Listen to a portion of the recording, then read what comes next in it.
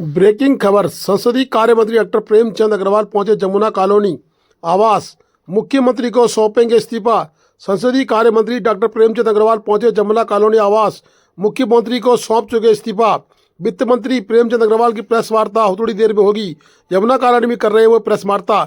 इससे पूर्व धर्मपत्नी के साथ मुजफ्फरनगर रामपुर तिराहा में शहीद स्मारक में पहुंचे थे। शहीदों को किया उन्होंने नमन। राज्य आंदोलन के दौरान उन्होंने कहा कि मैंने रैलियों में भाग लिया, प्रतिभाग किया। राज्य आंदोलन के शहीदों को मेरा नमन है। ये कोई राजनीतिक भाषण नहीं है। प्रेमचंद अग्रवाल कहीं न कहीं आक्रोशित भी और परेशान और हताश भी दिखाई दिए। इस प्रदेश को आगे बढ़ाने में अपना योगदान दे रहा था, परंतु आज मैंने अपना त्यागपत्र मुख्यमंत्री उत्तराखंड सरकार पुष्कर सिंह धामी को सौंप दिया है। ये देखिए, प्रेमचंद अग्रवाल अपने इस्तीफे के साथ पुष्कर सिंह धामी के आवास यानी मुख्यमंत्री आवास पहुंचे हैं और मुख्यमंत्री आवास पहुंच के उन्होंने अपना इस्तीफा पुष्कर सिंह धामी मुख्यमंत्री उत्तराखंड सरकार को सौंप दिया है। प्रेमचंद के खिलाफ लगातार हो अल्लाह बवाल होने के बाद कहीं न कहीं प्रेमचंद पर राजनीतिक दबाव था और प्रेमचंद के द्वारा आज इस्तीफा सौंपकर पटाक्षेप कर दिया गया है। मुख्यमंत्री को सौंपे इस्तीफे के बाद उन्होंने प्रेस से भी वार्ता की है। मुख्यमंत्री के साथ उनकी थोड़ी देर वार्ता हुई है। वार्ता के उपरांत उन्होंने अपना इस्तीफा सौंपा। इस्तीफा सौंपने के बाद वे अपने यमुना कॉलोनी आवास पर गए और वहां उन्होंने प्रेस वार्ता भी की है। मुख्यमंत्री को अपना इस्तीफा सौंपते हुए मंत्री प्रेमचंद अग्रवाल, संसदीय कार्य मंत्री वित्त मंत्री प्रेमचंद अग्रवाल ने सौंपा अपना इस्तीफा। डॉक्टर मनोज जोशी जी आए थे, डोयाला में उनकी अरेस्टिंग नहीं होने दी, बहुत देर तक उनकी गाड़ी के आगे लेटा, बहुत सारी घटनाएं। तो मैं ये जो बातें बताई, इसका मतलब सिर्फ इतना है कि जिसने इस आंदोलन, इस उत्तराखंड को बनाने में अहम भूमिका निभाई, लाठियां खाई है। तो मेरे पास आज वो फोटो नहीं है। यदि वो फोटो तो मैं आज आपको दिखाता कि वो फोटो आप देखते तो पुलिस वाले लठ मार रहे हैं, मैं नीचे पड़ा हूँ, एक हाथ से अपने आप को सेव कर रहा हूँ कि बचा लो। ऐसे मैं उस समय लाठियां खा रहा था संघर्ष के दौरान। तो आज ऐसे व्यक्ति को सिर्फ इसलिए उसको टारगेट बना जाए तो मुझे बोलने की आवश्यकता नहीं है। और मेरे जैसे एक आंदोलनकारी की बात को जिस प्रकार से तोड़ मरोड़ के पेश किया गया, चलिए, मुझे बड़ा दुख है, मैं बहुत आहत हूँ आज कि ऐसी स्थिति में मुझे लगता है कि जिस प्रकार से माननीय धामी साहब मेरे माननीय मुख्यमंत्री हैं, उनके कुशल नेतृत्व में मेरी सरकार बहुत अच्छा काम कर रही है, प्रदेश के सर्वांगीण विकास का काम कर रही है। और माननीय मोदी जी का तो क्या कहना, उनके तो आशीर्वाद से हमारा उत्तराखंड राज्य आज नित दूनी 4 गुनी प्रगति की ओर बढ़ रहा है। किसी भी स्थिति में मैं बात करूं तो माननीय मोदी जी का जो लगाव झुकाव हमारे उत्तराखंड वासियों से है, और मैं हमेशा एक बात करता हूं, उनके दिल में हम बसते हैं और हमारे दिल में वो बसते हैं।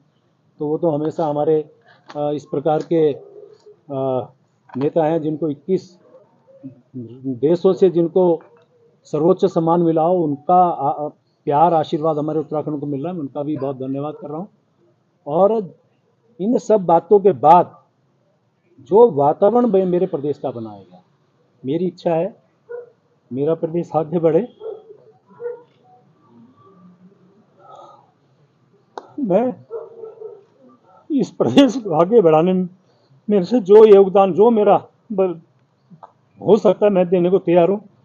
और इसलिए आज मैंने निर्णय लिया है, मैं अपने पद से त्यागपत्र देने माननीय मुख्यमंत्री जी के पास। बहुत बहुत धन्यवाद। कांग्रेस के गणेश गोदियाल ने बड़े आरोप लगाए। उन्होंने कहा कि मुख्यमंत्री ने कहीं न कहीं उत्तराखंड जनता से माफी मांगनी पड़ेगी और इस मंत्री को पहले ही इस्तीफा दे देना चाहिए था। साथ ही अध्यक्ष भाजपा पर भी उन्होंने बड़े आरोप लगाए हैं। ये लड़ाई प्रेमचंद अग्रवाल जी के इस्तीफे तक ही सीमित नहीं होगी। ये लड़ाई आगे भी बढ़ेगी तब तक जब तक कि मुख्यमंत्री धामी जी ने इस बात के लिए उत्तराखंड के लोगों से क्षमा नहीं मांगी कि उन्होंने प्रेमचंद अग्रवाल जी को ऐसे कृत्य पर क्यों उनका संरक्षण किया। जब तक रितु खनूड़ी जी ने इस बात के लिए माफ़ी नहीं मांगी सरेआम कि उन्होंने विधानसभा में प्रेमचंद अग्रवाल जी का संरक्षण क्यों किया, तब तक ये लड़ाई रुकेगी नहीं। और जब तक भारतीय जनता पार्टी के अध्यक्ष महेंद्र भट्ट जी ने इस बात के लिए माफ़ी नहीं मांगी कि उन्होंने उत्तराखंड की जनता को क्यों धमकाया इस प्रकरण में, तब तक ये लड़ाई रुकेगी नहीं। और अब इस्तीफा हुआ है तो इस्तीफा इतने दिनों बाद इसलिए हुआ कि उत्तराखंड के सम्मान की रक्षा के लिए जो शौर्य लोगों ने सामने आकर दिखाया, उस शौर्य के सामने आज भारतीय जनता पार्टी को घुटने टेकने पड़े हैं। लेकिन पुनः एक बार कहना चाहूँगा कि ये लड़ाई तब तक अधूरी है, तब तक ये लड़ाई अधूरी रहेगी जब तक कि ये तीनों लोग सरेआम माफ़ी न मांगे उत्तराखंड की जनता से।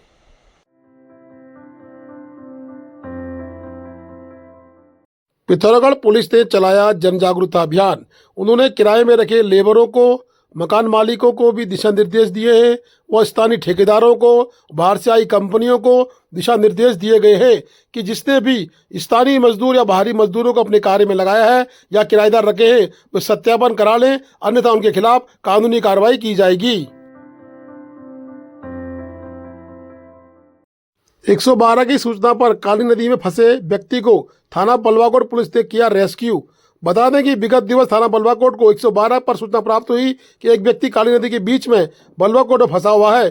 सूचना मिलती थानाध्यक्ष बलवाकोट मेघा शर्मा, मैं पुलिस टीम अपर उपनिरीक्षक नरेंद्र अधिकारी, कांस्टेबल नरेंद्र बिष्ट, कांस्टेबल प्रभात राणा व अन्य के साथ आपदा उपकरणों सहित घटनास्थल काली नदी के किनारे पहुंचे और स्थानीय नागरिकों के सहयोग से उक्त व्यक्ति का सकुशल रेस्क्यू किया।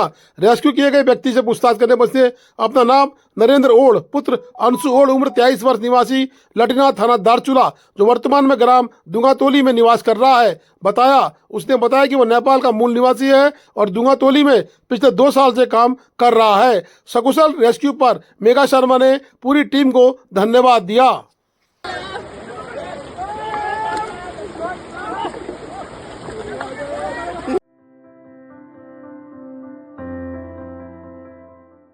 बीआरओ के द्वारा दरकोट मिलम बंद सड़क को न खोलने से स्थानीय नागरिक परेशान हैं।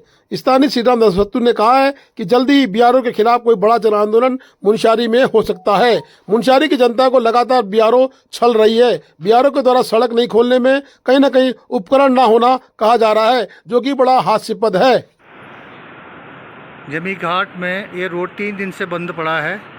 ये रोड दरकोट मिलम जोहार मुख्य मार्ग है और इस रोड को खोलने के लिए बिहार की तरफ से कोई प्रयास नहीं किया जा रहा है।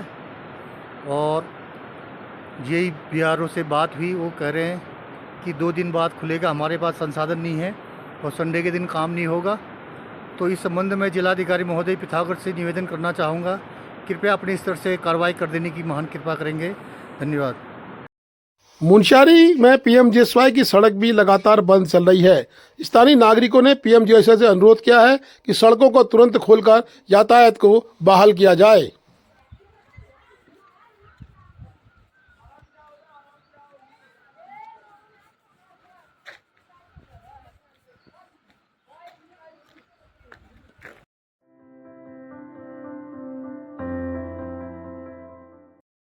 यूथ कांग्रेस जिलाध्यक्ष विक्रम दानू के द्वारा चलो पंचायत चलो वार्ड अभियान के तहत ग्राम सभा तोमिक पहुंचकर लोगों की समस्या सुनी। महिला मंगल दल, युवा मंगल दल के द्वारा उनका जोरदार स्वागत किया गया। महिला मंगल दल के द्वारा विधायक हरीश दामी से तोमिक में महिला भवन और युवा मंगल दल के द्वारा रामलीला फील्ड का 4 दीवारी निर्माण करने की मांग की गई है। सर्वसम्मति से प्रस्ताव बनाया गया है। दानू ने प्रस्ताव विधायक जी के सम्मुख रखकर समस्याओं का निराकरण करने का आश्वासन भी दिया है और गाँव वासियों ने छापुली से तोमिक तक बदहाल पीडब्ल्यूडी मोटर मार्ग को ठीक करने, विद्युत विभाग मुनस्यारी के द्वारा बिना मीटर रीडिंग देखे बिल दिए जा रहे हैं, जिससे लोगों को बहुत परेशानियों का सामना करना पड़ रहा है। अधिक बिल नहीं चुका पाएंगे ग्रामीण, इसलिए उन्होंने गांव में ही विद्युत शिविर लगाकर विद्युत बिलों में संशोधन करने की मांग की है। साथ ही ग्राम सभा तोमिक के सभी तोकों का प्रधानमंत्री आवास योजना हेतु सर्वे कर सभी गरीब परिवारों को प्रधानमंत्री आवास, अटल आवास, गौशाला योजनाओं में लाभ देने की बात की है। दानू ने तमाम समस्याओं के निराकरण करने के लिए जिलाधिकारी पिथौरागढ़ से मांग की है। तत्काल समस्या के निराकरण न होने पर ग्रामवासियों के साथ आंदोलन के लिए भी बाध्य होने की बात कही है। अभियान के तहत ग्राम सभा तोमिक पहुंचा हूं और झाबली से तोमिक तक मोटर मार्ग की हालत बहुत खराब है। बड़े बड़े गड्ढे हो रखे हैं, लोग जान हथेली में लेकर आवाजाही कर रहे हैं। कभी भी कुछ भी अप्रिय घटना घट सकती है, इसीलिए शासन प्रशासन से मांग करते हैं कि तत्काल मोटर मार्ग को ठीक किया जाए और विद्युत विभाग मुनस्यारी के द्वारा बिना मीटर देखे यहाँ विद्युत बिल दिया जा रहा है 5-6 हज़ार रुपये, जो गरीब परिवार होने के कारण विद्युत बिल नहीं चुका पाते हैं, इसलिए उन्हें बहुत परेशानियों का सामना करना पड़ रहा है। इसलिए शासन प्रशासन से मांग करते हैं कि तत्काल विद्युत बिलों का संशोधन कर विद्युत मीटर देख के विद्युत रीडिंग देखकर बिल दिया जाए। और दूसरा समस्या क्या था? गौशाला, और अभी तक कई महिलाओं को गौशाला नहीं दिया गया है। और मुख्य विकास अधिकारी महोदय पिथौरागढ़ से भी मांग करता हूं कि तत्काल निरीक्षण कर विभागीय अधिकारियों को भेजकर जो गौशाला से वंचित है उन्हें गौशाला योजनाओं का लाभ दिया जाए। और टोमिक के सम्मानित सभी महिलाओं का हमारे माननीय विधायक जी से निवेदन है कि महिला भवन अभी तक महिला भवन नहीं बनाया गया है, जिससे हमारी मातृशक्तियों को, टोमिक के लोगों को बहुत समस्याओं का सामना करना पड़ रहा है। अगर शीघ्र हमारे माननीय विधायक जी महिला भवन स्वीकृत कर देंगे तो और हर कार्य महिलाएं कर सकेंगे, इसलिए हम माननीय विधायक जी से भी मांग करते हैं कि महिला भवन का भी स्वीकृति प्रदान करें। रामलीला ग्राउंड में 4 दीवारी के लिए भी और रामलीला मैदान में भी चार दीवारी का भी मांग कर रहे हैं हमारे युवा मंगल दल। और यही और टोमिक के मातृशक्ति युवा मंगल दल, महिला मंगल दल सभी का मैं आभार व्यक्त करता हूं और सभी को प्रणाम और नमन करता हूं। धन्यवाद। Please do like, share and subscribe DCL News.